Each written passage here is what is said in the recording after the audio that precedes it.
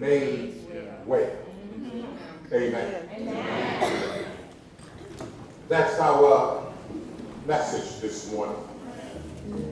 Do you want to be made well? As we exchange Father's Day greetings, I know that you and I are blessed people. God's grace and mercies are upon all of us.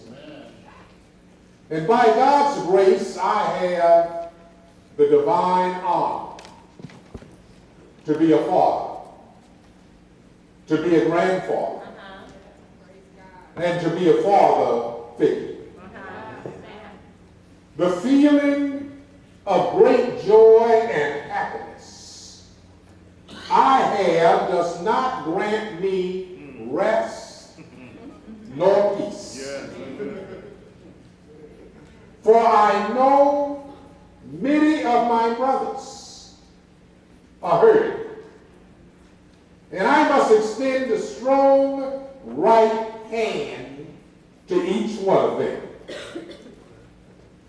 Men, those of you who have overcome and are pressing on and upward, please join with me in prayer and encouragement and a walk as we reach out to men who have been hurt. Hurt in childhood or hurt in manhood, struggling with their pain even today. Life's pain can come from so many sources. Abandonment, abuse, addiction, sickness, death, single-parent homes, not feeling loved, a host of many other things. And brothers, I'm not doubting nor questioning that your pain is real. I am reaching out because I know that I know that I know that a man can be made whole. Yes. The man in the text had been born in his condition for a lifetime, and each time healing became an opportunity. He allowed something or somebody to get in the way of his process. And hurting men, too often we allow reasons, not sound, to get in our way. That may be the answer to the pain we feel. Did he do so just because he did not have the courage to overcome his own pity? Or did he remain in this condition because he just needed an encouraging word? Did he need someone to speak to his spirit? Did he need someone just to lift him up for a moment? Did he need someone to say to his heart, yes, you can? So often we're in pain, and folk look the other way. Our pain, rather than becoming a cause for ministry, end up being a distraction. This man, 38 years. See, when one has been down, abused, the only dialogue he has is what his experience has told him. He has a tendency to look back rather than forward. You heard the dialogue of people who are hurt. They can tell us about all the things that should have been. All the things that happened to them that were unfortunate. How many things were somebody else's fault, but never their own. And it becomes a distraction for some of us. Because people in pain want to talk about their pain. You greet some folk and it's a discussion about how awful they feel. And I think that sometimes we need to step back in grace and mercy. Yes, yes. And not just hear the worst, but think of the good we can have. Yes. Maybe sometimes just an arm around someone's shoulder. Maybe just an encouraging word. Maybe to say, I don't understand, but I'm praying with you. Maybe we can just listen. 38 years, this man had been brought to the pool and went back home the same as he had come.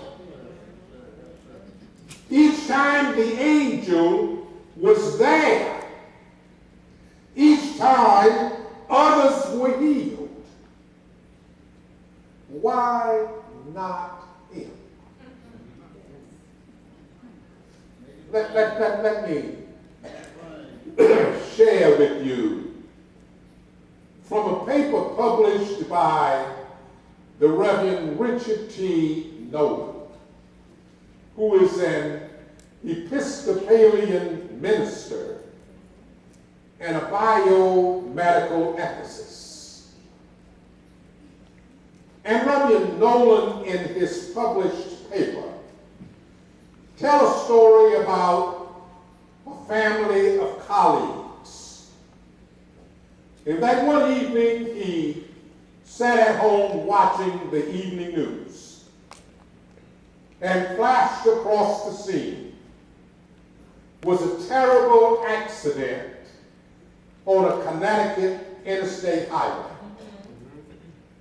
And it turned out in the accident, the father and a 2-year-old daughter perished in the accident. The mother, who was 2 months pregnant, survived without any serious injury.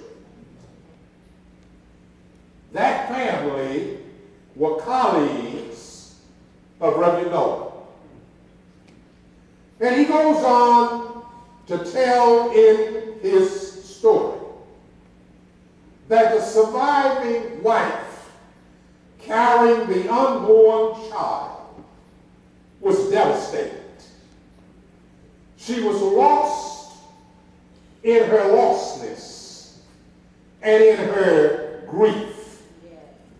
And she was absent of the will to press on.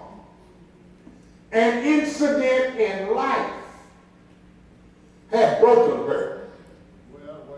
And life has a way of breaking all of us at some point or at some circumstance. We break. And we must look to the hills from which cometh our help. Reverend Nolan later interviewed the grieving woman.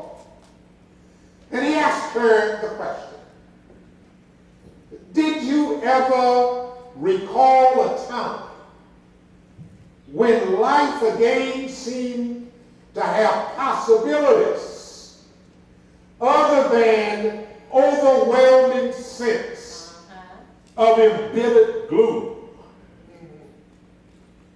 And her answer was an encouraging point. And she said, following the accident, she had shut down all forward thinking. Did you get that? Yeah. All forward thinking had been shut down. She was hurt. And she no longer thought about what she should do. But she did what others told her to do. Her parents said to her, leave Boston and move in with us. And she moved in with her parents. Her neighbors say, don't come back to Boston. Get a doctor in Connecticut. And she did what her neighbors told her to do. And several weeks later, she made a visit to a GYN in Boston. And she said to him, I want you to mail all of my medical records to my doctor in Connecticut.